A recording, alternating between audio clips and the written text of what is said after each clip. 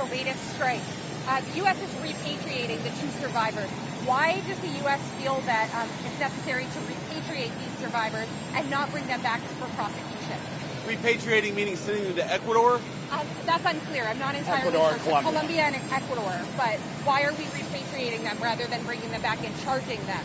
Well, look, our main focus is obviously to blow up these boats that have narcotics on them, and we're extremely confident that when we take out one of these boats, it's a boat that would have really terrible poison that would kill tens of thousands of Americans. When these actual boats get blown up, sometimes there are survivors, and I think the Secretary of State just makes a decision depending on what the scenario is, whether we're going to send them back home, whether we're going to prosecute them in the United States, or whether we're going to work with allies to bring them to justice. But we're certain these guys are narco-terrorists. What we do with them from there, just as with any other conflict, depends on the realities on the ground. If they're alleged war criminals, though, shouldn't they be prosecuted as war detainees in the United States? Well, look, if you look at the war on terrorism, if you look at any other global conflict, what we do with combatants in those wars depends very heavily on the circumstances on the ground. Sometimes we cooperate with allies. Sometimes we bring them back to the United States. Sometimes we take them elsewhere.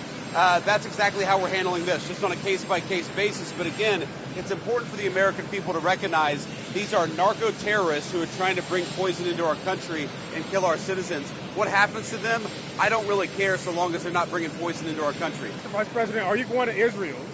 We might. We're trying to figure it out. Obviously, want to go and check on how things are going. And I think somebody from the administration is certainly going to be over there in the next few days.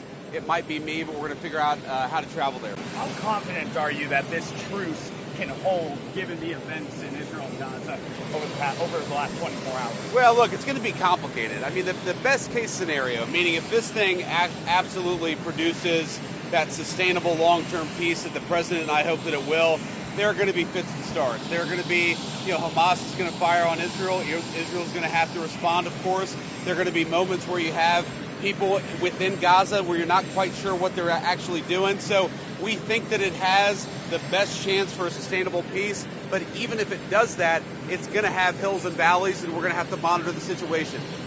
When we talk about Hamas, you're talking about 40 different cells. It's disjointed. Some of those cells will probably honor the ceasefire. Many of those cells, as we saw some evidence of today, will not. Before we actually can ensure that Hamas is properly disarmed, that's going to require, as we know, some of these Gulf Arab states to get forces in there to actually apply some law and order and some security keeping on the ground. So I think it would be kind of absurd for the president to say, well, Hamas is going to be disarmed 3 or 4 days from now. We don't even have the security infrastructure in place, meaning the Gulf Arab states, our allies, don't have the security infrastructure in place yet to confirm that Hamas is disarmed. Until you actually go a little bit down the path of this peace mission, of this 20-point peace plan, we're not going to be able to say with confidence that everybody is doing everything that we want them to do. Mr. Vice President, well, look, the president's been working at this. The entire team's been working at this for 8 months. We're going to keep on walking down the pathway of peace, whether it takes us another few months, another few weeks, or God forbid, longer than that. We're going to keep on working at it. How confident am I that this is going to get wrapped up? I feel optimistic, I would say that, but the timeline is anybody's guess. Will the U.S. give Tomahawk missiles to Ukraine? Well, I mean, the president right now is certainly hearing that request from the Ukrainians. We know that it's something that they want. That's something the president's going to ultimately decide, but he has not yet made the decision to give Tomahawks to Ukraine. What was the calculation in not providing those Tomahawks to Ukraine at this time? Well, look, the president of the United States is trying to ensure that America's security is taken care of first, and obviously that means that we need to have the critical weapon systems for our own military, for our own troops. So that's what the president is focused on.